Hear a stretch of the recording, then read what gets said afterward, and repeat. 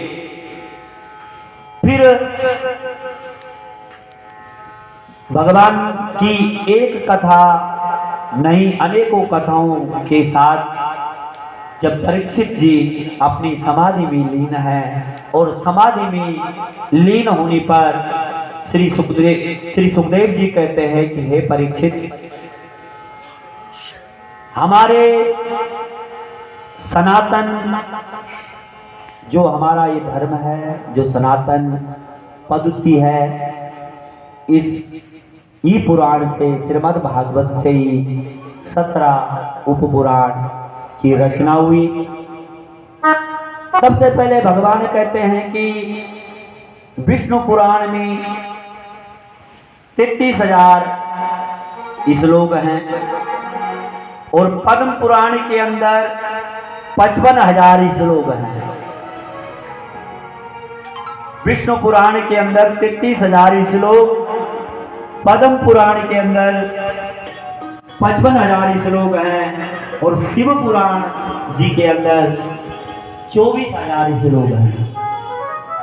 इसी प्रकार ब्रह्म पुराण के अंदर 10,000 श्लोक हैं और नारद पुराण के अंदर 25,000 श्लोक हैं। ब्रह्म वेदत्त पुराण के अंदर 18,000 श्लोक हैं और 12 पुराण के अंदर 24,000 श्लोक हैं और लिंग पुराण के अंदर 11,000 श्लोक हैं और स्कंद पुराण के अंदर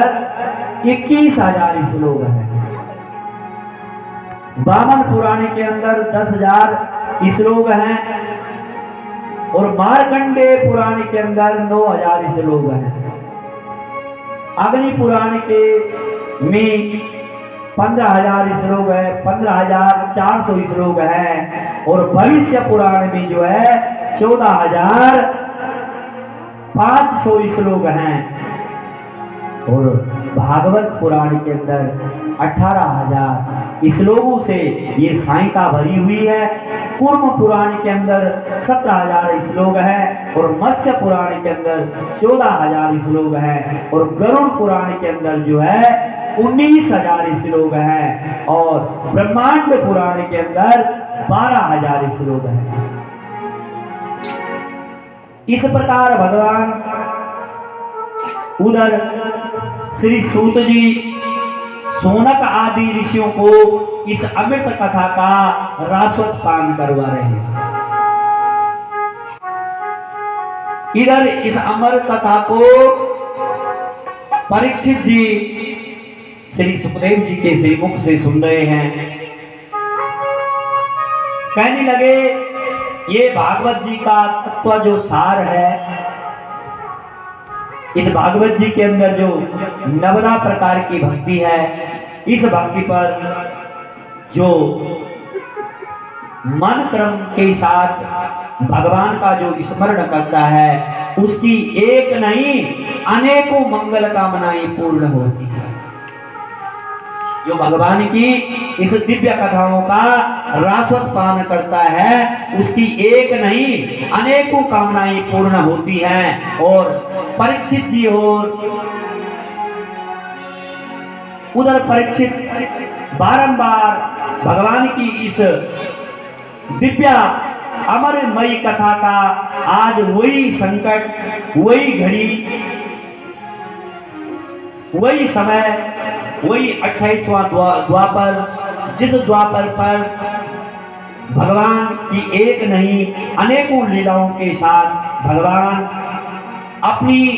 दिव्य शक्ति के द्वारा, दिव्य भक्ति के द्वारा, क्योंकि जैसे हमारी भगवान में भक्ति होती है, भगवान भी हमको इसी प्रकार की सुख और संपदा देते हैं।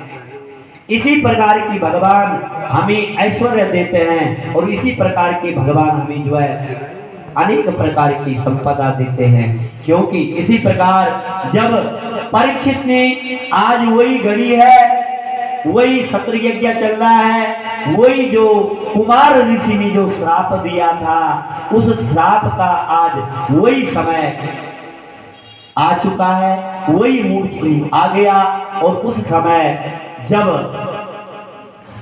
सर्प यज्ञ के साथ साथ भगवान की दिव्य कथाओं का आनंद जब परीक्षित जी ले रहे हैं और उन दिव्य कथाओं के आनंद के साथ काल रूप यानी नाग रूप बन करके भगवान की योग माया के द्वारा वही घड़ी आई, वही समय आया, उसी तक्षक के द्वारा भगवान परीक्षित जी को जब दिव्य और वैष्णव लोग आदि की प्राप्ति हो गई, दिव्य लोग की प्राप्ति होते होते परीक्षित जी ने एक नहीं इस जन कल्याण के लिए अनेकों उपदेशों के साथ इस दिव्य संहिता का रास्वत पान किया। तो ब्रह्मांड में जितनी भी देवी देवता, गंधर्व, किन्नर, नाग,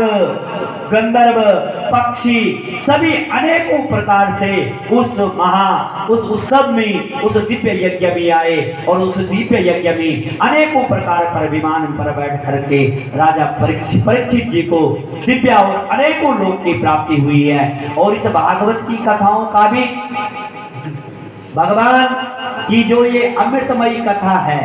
इस कथा का सार प्रथम दिवस में भगवान ने जो महात्म्य, उस महात्म्य के अंदर परमात्मा, क्योंकि सबसे पहले किसी चीज का इंट्रोडक्शन करना, जब तक मैं आपको पहचानता ही नहीं, मुझे क्या पता कि कौन है मिसेज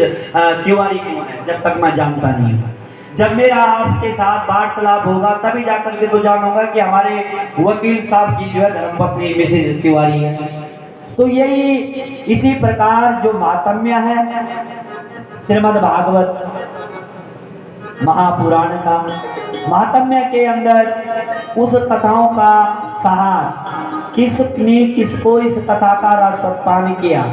इस कथा सुनने का कौन व्यक्ति अधिकारी है, कौन व्यक्ति इस कथा को सुन सकता है और इस कथा के सुनने से कौन से फल की प्राप्ति हो जाया करती है। क्योंकि मातृशक्ति माताओं, बहनों, बेटियों, ये कथा जो आप आज पितृ विसर्जन, आज पितरों को आज के ही दिन पर जो 365 दिन होते हैं, आज के ही दिन हम पितरों को दिव्य लोक, गणतव्य लोक को उनको प्रस्थान करवाते हैं। इसी प्रकार आपके भी आज आपके पतिदेव, आपकी संपूर्ण हमारी पूज्य माता कृष्णा देवी आज दिव्य लोक से आपने जो ये लव और कुश जो आपका ज्येष्ठ पुत्र और बहु रानी है, खैर छोटे बेटे से तो मैं अभी इतना मिला नहीं, परंतु वाक्य में आपका जो बड़ा पुत्र है पूर्ण रूप से भक्त है। कहीं ना कहीं आपने कुछ न कुछ भगवान का संकीर्तन और भगवान का भजन किया, तब जाकर के ऐसा पुत्र पैदा हुआ। इस पुत्र के अंदर एक नहीं अनेकों प्रकार के ठोस ऐसी भक्ति, और आपका भी प्रथम दायित्व यही बनता है कि जब तक माता जीवित है, अपनी जीते जी, माता के जीते जी, जब तक माँ के हाथ पांव चल रहे हैं, इस माँ के जीवन में कभी कोई कमी मत होने देना। क्योंकि जीवन में माँ ही सर्वोपरि है। माँ संसार में व्यक्ति हर किसी का ऋण उतार सकता है, पर 3 ऋणों से व्यक्ति जो है विमुक्त तो नहीं हो सकता। कुपुत्र जायेता क्वचित कुमाता नभवती। पुत्र अगर कुपुत्र होता है परंतु माँ कभी कुमाता नहीं हो सकती। माँ का अगर बेटा चोर भी है फिर भी माँ का वात्सल्य उसके प्रति नहीं है। इसी प्रकार इन भागवत की कथाओं से जो हमने ज्ञान लिया,